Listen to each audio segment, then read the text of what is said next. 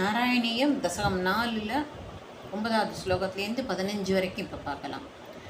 त्वत्समाधि विजये तुय पुनर्मंशु मोक्षरसिगक्रमेण वा योगवस्य मणिलं षडाश्रयै रोन्नयत्यज सूक्ष्मं नयासनैः लिङ्गतेऽहमपि सन्ध्यजन्नतो लीयते त्वयि वरे निराग्रह ऊर्ध्वलोककुतुकीदुमूर्तद सार्तमेव करणैर्निरीयते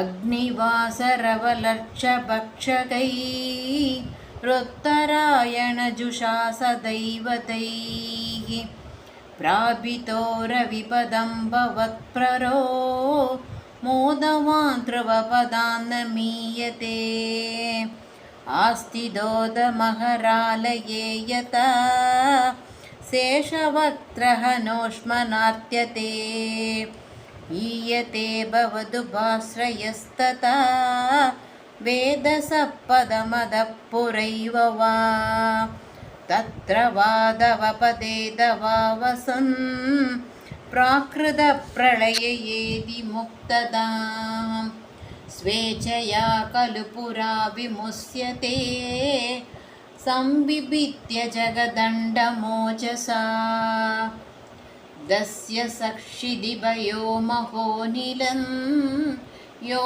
महत्प्रकृतिसप्तकावृतिः तत्तदा दमगदया विसंसुगी यादिते पदमनावृतं विभो अर्चिरादिकदिमीनृसिं व्रजन् विस्द्युतिं न भजते गजत्पते सच्चिदात्मः भवद्गुणोदयान् उच्चरन्दमणिलेश पाहि माम् अर्चिरादिकदिमीतृसिं व्रजन् विस्द्युतिं न भजते जगत्पते सच्चिदात्मः भवद्गुणोदयान् உச்சரந்தமணிலேச பாஹி மாம்.